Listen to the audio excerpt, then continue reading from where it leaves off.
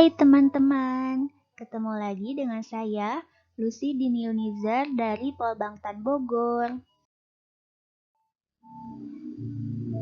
Pada kesempatan kali ini, saya akan berbagi informasi mengenai hasil praktikum mata kuliah konservasi tanah dan air yang telah saya lakukan. Praktikum ini mengenai pengolahan tanah dan perhitungan kebutuhan biaya dan tenaga kerja. Happy watching!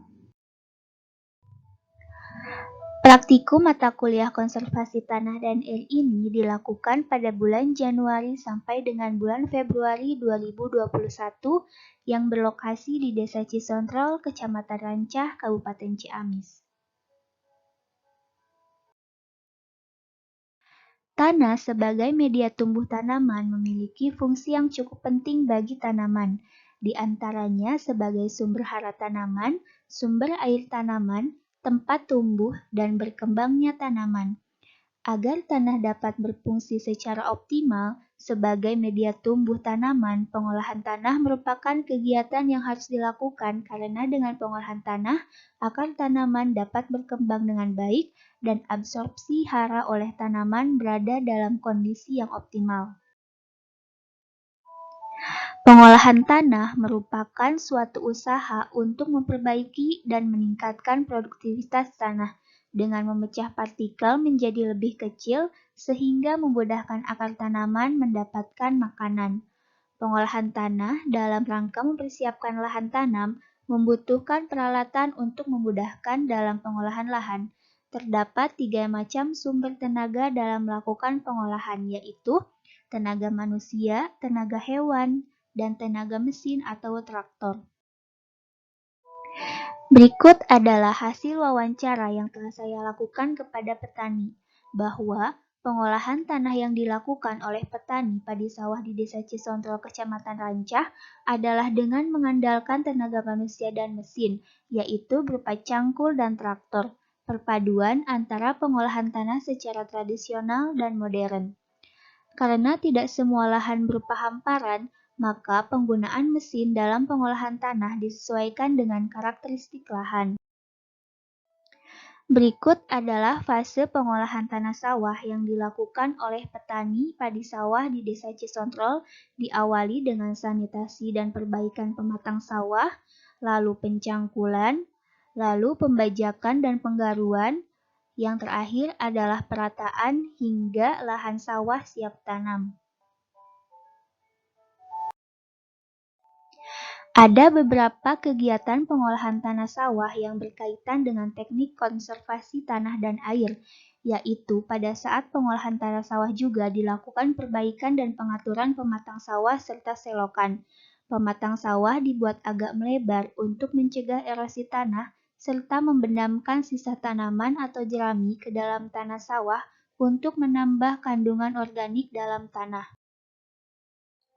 Untuk melakukan fase-fase pengolahan tanah tentunya membutuhkan tenaga kerja. Berapa biaya melakukan pengolahan tanah untuk 1 kali musim tanam? Mari kita hitung biaya tenaga kerja yang harus dikeluarkan oleh Bapak Jaja dengan luas lahan yang dimiliki adalah 60 bata, sekitar 840 meter persegi. Pengolahan lahan dilakukan dengan sumber tenaga traktor dan juga manusia. Kegiatan-kegiatan yang dilakukan adalah yang pertama, sanitasi lahan. Upah tenaga kerja Rp30.000 dilakukan oleh 3 orang dalam 3 hari kerja.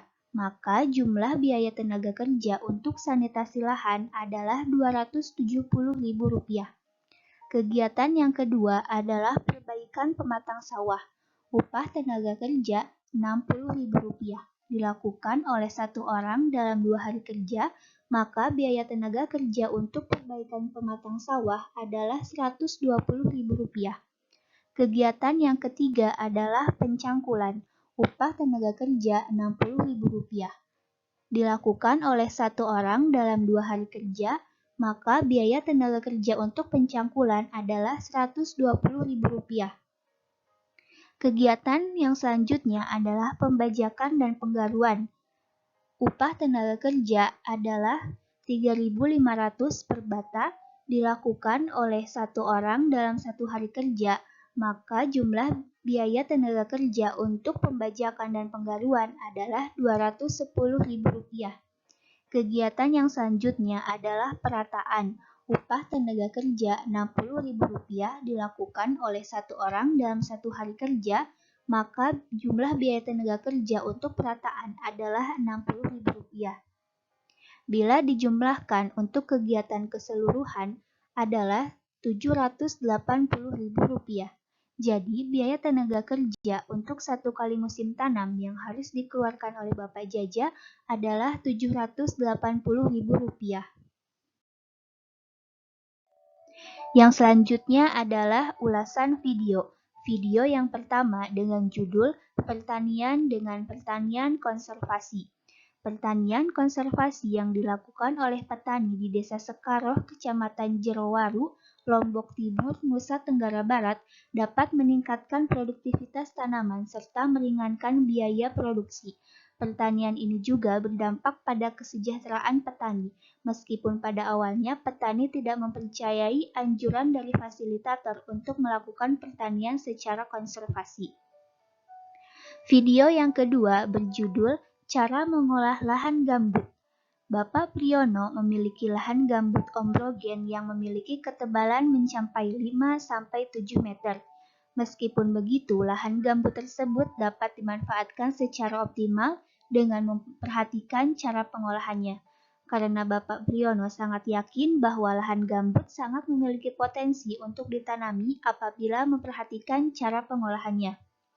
Video yang ketiga berjudul Budidaya Padi Organik dengan Metode SRI.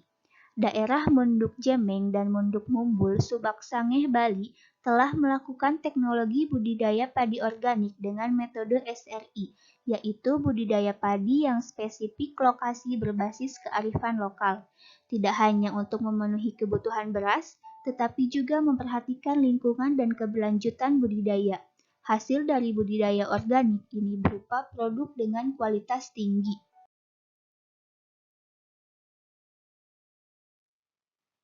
Seperti kutipan lagu, orang bilang tanah kita tanah surga, tongkat kayu dan batu jadi tanaman.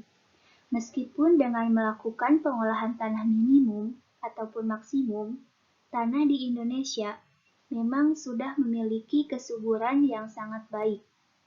Jadi, apapun yang ditanam, maka ia akan tumbuh.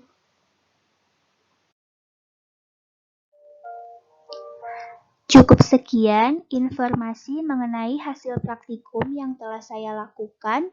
Semoga bermanfaat bagi siapapun yang melihat dan mendengarkan. Thanks for watching. See you soon. Wassalamualaikum warahmatullahi wabarakatuh.